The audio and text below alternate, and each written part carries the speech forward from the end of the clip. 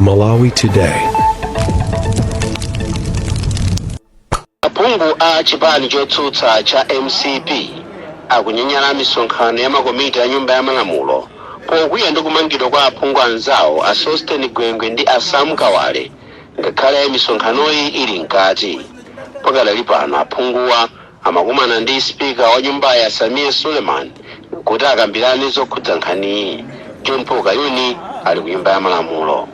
Mtsogoleri wa mbali yotsutsa boma nyumba ya malamulo a Simplex Banda akutsogolera aphungu a nyumba ya malamulo a chipani cha Malawi Congress MCP ku msonkhano umene ali nawo ndi spika wa nyumba ya malamulo a Samia Suleiman. Msonkhanowu akuti cholinga chake ni kufuna kumva tsatanetsatane kuchokera kwa spika wa nyumba ya malamulo pa nkhani yokhudza kumangidwa kwa aphungu a nyumba ya malamulo awiri a Sam Kawale komanso a Sosteni Gwengwe pa nthawi imene komiti za nyumba ya malamulo zikukumana. Aphungu a chipani cha MCP akuti malamulo salola kuti phungu ina aliyense amangidwe pa nthawi imene zokambirana za aphungu zili mkati. Tinayankhula ndi mmodzi mwa aphungu a chipani cha MCP amene ndi Ababa Steve Malondera omwenso ndi mkulu wa achinyamata ku chipani chimenechi. Iwo atiuza kuti ayesetsa kuti akambirane ndi spika wa nyumba ya malamulo kuti apereke chitsogozo pa nkhani ya kumangidwa kwa aphungu awiri. Malingana ndi ndondomeko parliament amene ma MPs akukumana kumaloledwanso kupezeka kuti boma kapena polisi akutolaho anyamata kapena ma MP ena aliwonse kuti akhale akukhala muchitokosi. Izi ni malingana ndi malamulo a dziko lino, dziko la Malawi. Poyamba atamangidwa konkuyo munthawi ngati inoyo inakamba nawo ngati parliament mwabwinobwino, ndipo parliament inalembera anzathu a polisi kuti ino chonde iye ndilemekeze malamulo a dziko la Malawi. Pakadali pano aphungu amenewa akanali mukachipita komata ndi spika wa nyumba ya malamulo kukambirana nkhani zokhudza kumangidwa kwa aphungu awiri, koma maola angapo apitawa aphungu ena amapitirizabe ndi zokambirana mu komiti zawo. Ku msonkhano umenewu ndifotokozenso kuti kwafika nduna yoona za malamulo amenewa ndi a Charles Mhango komanso nduna yoona za mayendedwe a Jack Mhango. John Paul Kayuni. Munthu mmodzi wafa ndi nthenda ya kolera ku Blantyre ndipo odwala omwe ali mzipatala tsopano ndi nthendayi yafika pa 34. Mneneri wa ofesi ya zaumoyo ku Blantyre Chris Banda wauza zodiya kuti madera a Chiromoni, Chilimba, Zingwangwa, Mpemba ndi Bangwe ndi omwe akhudzidwa kwambiri ndi nthendayi. Abanda akulankhula ndi Chikondi Mphande. Nkhani ya kolera kuno Blantyre ndi kupitirizabe ndithu pofika pa 2 February boma lino la Blantyre makete a kolera akwana ndi 34.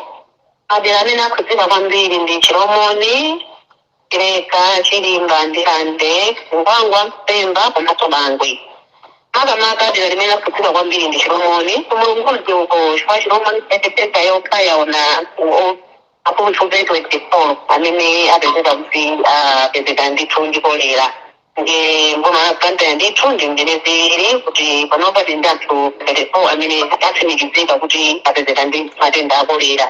Poganizira kuti chiwerengero cha anthu amene akudwala nthenda alitonoti chikukwerabe, mwina muli ndi malingaliro oti mupemphe katemera owonjezera poganizira kuti munanena kuti munanja 24,000 amene mwampereka kale kwa anthu. Katemerayo amalandira kuchoka ku nduna za umoyo ndipo akudziwa ndithu kuti katemera lena alipasa ndocheperako.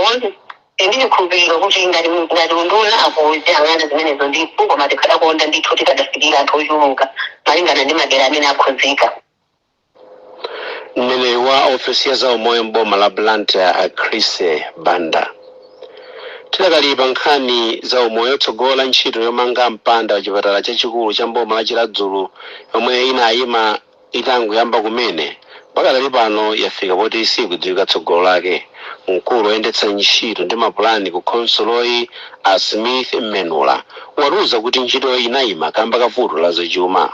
Tili ndi ripoti la Elijah Pompo. Ntchito yomanga mpanda pa chipatalachi yomwe inayamba mu August chaka chatha imayenera kutha mwezi uno wa February ku mkulu woyendetsa ntchito ndi mapulani achitukuko pa Consuloyi a Smith Nenula atiuza kuti kampani yomwe imagwira ntchitoyi anayimitsa kaye mpaka ndalama zonse za ntchitoyi zifike. Iwo ati mwa ndalama zokwana pafupifupi 200 million kwacha zomwe anaziyerekeza kuti adzigwiritse ntchito pa ntchitoyi, 52 million kwacha yokha ndi yomwe boma kudzera mu nduna wa zachuma inapereka. Pakadali pano mmodzi mwa akuluakulu pa chipatalachi Dr. Nelson Kamwana ati vuto lakusowa kwa mpanda pa chipatalachi lachititsa kuti anthu ena akuba adzifika pa chipatalachi mosavuta. Kumbali yake omenyera ufulu pa nkhani za umoyo mdziko lino Amaziko Matemba atsindika kufunika kuti ntchitoyi ayimalizitse mwachangu ponena kuti kusowa kwa mpanda pa chipatalachi kukuphwanya ufulu wa odwala okhala ndi chinsinsi. Toile chitetezo pa chipatala pamafunika ndithu mipanda yabwinobwino ndi makoma amenewa ndi ofunika kuti chipatala komanso akukhanso ayesese ndithu kuti ntchito imene igwidwe msanga chifukwa chokuti pali zinthu zambiri zimene zimatetezedwa amapeshenti amakhala ndi ulemu wawo komanso yankhani kukhuza ndi katundu wa mzipatala. Anthu ambomali akhala akuuza adindo kuti afulumizitse ntchito yomanga mpandawu. Dave Majawa kuwerenga ripoti la Elijah Pompo. Ndipo kurumpi akuluakulu a zaumoyo kumeneko atsimikiza kuti zipatala zitatu mbomali sizinayambe kupereka thandizo loyeza kansa ya khomo ya chiberekero kwa amayi kamba kosowa katswiri ogwira ntchitoyi. Mneneri wa zaumoyo kurumpi Esa Mkamanga wati zipatalazi ndi zamlowe komanso zunga. Mawu ake Themba Chapinduka yati kulephera kupereka thandizo lotere kwa amayi ndikuphwanya ufulu wawo pa nkhani ya zaumoyo. Brian Machere walemba ripoti.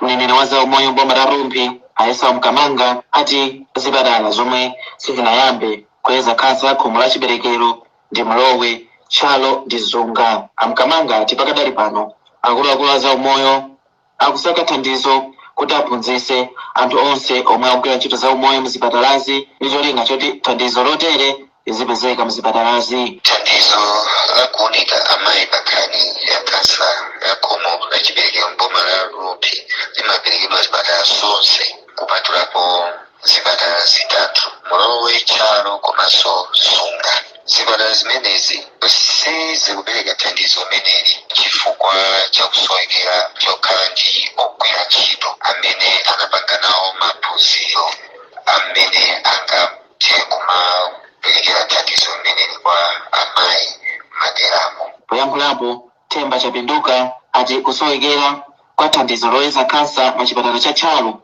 kukuyika chiopsezo miyoyo ya amayi ambiri omwe sangakwanise kupita ku zipatala zina kukasaka thandizo lotere kamba ka mavuto a zachuma. Iwo apempha boma kuti likonze vuto limwa msanga ndi cholinga choti achepetse chiopsezo chodwala nthendayi. Mmalamazo ya Kurumpi ndine Brian Machere. Mukumvera nkhani pano pa Zodiac ndipo muli ndine Dickson Chivuati Gondo. Tionenso mitu yake tisanapitirire. Kampani ya mafuta ya Total Energies yatetsa mlandu wake ndi boma la Malawi komanso kampani ya Prima Fuels ku South Africa. Aphungu a chipani chotsutsa cha MCP akunyenyera misonkhano ya makomiti a nyumba ya malamulo pokwiya ndi kumangidwa kwa aphungu anzawo. Munthu mmodzi wafa ndi nthenda ya kolera ku Blantyre ndipo odwala omwe ali mzipatala ndi nthendayi tsopano yafika pa 34. Mzamasewero timu ya Mzuzu City Hammers yomwe yangotuluka kumene mu Super League yatilibe malingaliro ogulitsa osewera ake.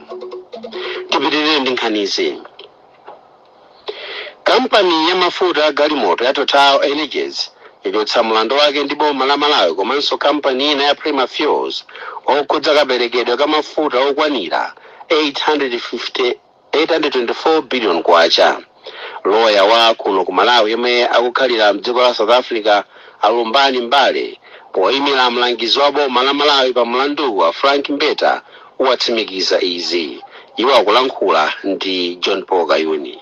Mamba wa uno talandira kalata kuchokera ku Cliff Decker Hoffman Incorporated amene kuli mloya akuyimira Total Energies ku South Africa. Ino mukudziwa kuti mawiki apitawo pereka nkhani ku South African High Court ndicho linga chokuti prima fuels ngakaleso Malawi government asapitise nkhani ku court ina lililonse ku South Africa kuno kapena ku Malawi. Chimene chikuchitika tsopano chonena kuti palibenso choletsa china chilichonse kuti mlandu umene panopa uli ku Malawi ko upitirire, chifukwa chimene chikanatha kuchedwetsa kapena kuletsa kupitirira kwa mlandu ku Malawi tsopano kwachotsedwa. Ikalata yatipeza tapanganso communicate kwa client wathu amene ali Attorney General wa Republic of Malawi komanso maloya a Prima Fuels nawonso chidziwitso chimene chili nawonso chawapeza.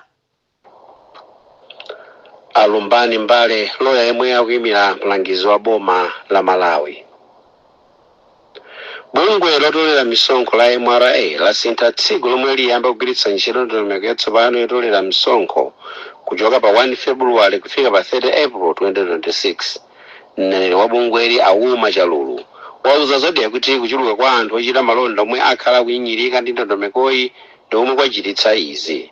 Koma Chalulu ati bungweli liphunzitsa anthu zambiri zokhudza ndondomekoyi. Chikondi Mphande ali ndi ripoti. Kuchokera Sabata yatha anthu ochita malonda osiyanasiyana mdziko muno akhala kukhamukira ku ofesi za bungwe lotolera misonkho la MRA kukapereka madandaulo awo okhudzana ndi ndondomeko yatsopano yotolera misonkho. Wapampando wa gululi kulimbe ku Blantyre Chisomo Loja anatiwuza kuti ndondomeko yatsopanoyi ndiyosakomera anthu ochita mabizinesi ang'onoang'ono mdziko muno. Aloja ati ndondomeko yatsopanoyi ikumafunika kuti aliyense ochita malonda afotokoze katundu yense yemwe ali naye, akhale ndi upangiri ogwiritsa ntchito kompyuta, komanso pa bizinesi yakeyo akhale ndi kompyuta. Bungwe lotolera misonkho la MRA layankha madandaulo a anthuwa posintha tsiku lomwe ndondomeko yatsopanoyi iyambe kugwira ntchito mdziko muno kuchokera mwezi uno wa February kufika mu April. Mneneri wa bungwe Auma Chalulu wati zimachitika kuti akamabweretsa ndondomeko yatsopano anthu ena samatha kumvetsetsa ndipo akufuna agwiritse ntchito miyezi ilipoyi kufikira anthu ochuluka kuti amvetsetse za ndondomeko yatsopanoyi. Timamvetsera zimene anthu business jo kuti tione kuti nthawi imene italika tione kuti ma issues ena ndabweresa atimvetsetse kuti chinthu tikamachipanga roll out timachikhazikisa tikhale kuti mbali zonse tamvetsesana bwinobwino kuti tiyenda bwanji chitsogolo. Bungwe lotolera misonkho la MRA liyamba kugwiritsa ntchito ndondomeko yatsopano yotolera misonkho pa 30 April chaka chino. Kuchokera mu mzinda wa Blantyre malo mwa Zodiac ndine Chikondi Niko Mphande. Boma la India latsindika za chidwi chake chothandiza dziko la Malawi kufikira masomphenya ake achitukuko atakwaniritsidwa. Kazembe wa dziko la India kuno ku Malawi Amararamu Guja wanena izi ku Lilongwe pomwe akuyembekeza kukhala ndi chionetsero cha maphunziro mu mzinda wa Lilongwe kuyambira pa 5 mpaka pa 6 February. Brenda Kumwembe akuntendere education concert omwe akukonza dongosololi malo mwa ophunzira a mdziko muno ali ndondomeko akonzayi ipereka mwayi waukulu kwa ophunzira akuno ku Malawi. Izizi ndi zinthu zabwino kwambiri ndipo chakomera akazembe a dziko la India kuti abweretse pamodzi mkumano wa mayunivesiti osiyanasiyana. Chifukwa chimenechi ife Mtembe Education ndiokonda chifukwa kuti mafunso ambiri amene anthu ngati makolo ophunzira amatifunsa kuti kodi mayunivesiti amene wangovomerezeka ndi boma komanso kuti anathu akaphunzira akadzagwira ntchito tingapeze maphunziro anji, zimenezozo ziyankhidwa nthawi imodzi. Ndipo ndi chinthu chapamwamba ndipo tikupembedza kuti Amalawi atenge mwayi kuti agwiritse ntchito azamve okha maso ndi maso kumana ndi mayunivesiti amene abweretsa zinthu zochuluka zimene tikuona kuti zitipindulira ifeyo ngati dziko komanso ngati ana athu amene ali atsogoleri amawa. Brenda Kumwembe mkulu wa Mtendere Education Concert. Mzamasewero timu ya Mzuzu City Hammers yomwe yangotuluka kumene mu Super League yati libe malingaliro ogulitsa osewera ake pamene ikufuna kuti ibwererenso mu ligi mu 2027. Mlembi wamkulu wa timu ya Benjamin Tole wati ngakhale kuti matimu ena awafikira kale awunikira kaye ngati kuli koyenera kugulitsa osewera ponena kuti chiwerengero cha osewera omwe atha kuchoka sichidutsa atatu. Bright Kanyama walemba ripoti. Osewera angapo mu timu ya Mzuzu City Hammers akufunidwa ndi matimu ena omwe asewere mu FDH Bank Premiership potengera kuti timu iyi idatuluka mu ligi. mwa osewera ena omwe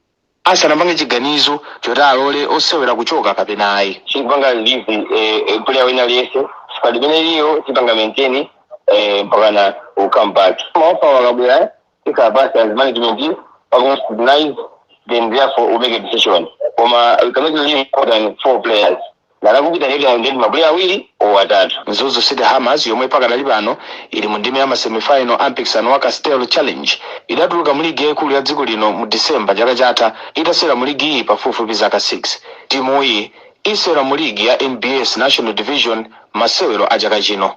Malo mwa Zodiac ndine Bright Kanyama. Avanso ndiye pamtsiriziro pa nkhani zathu masanano.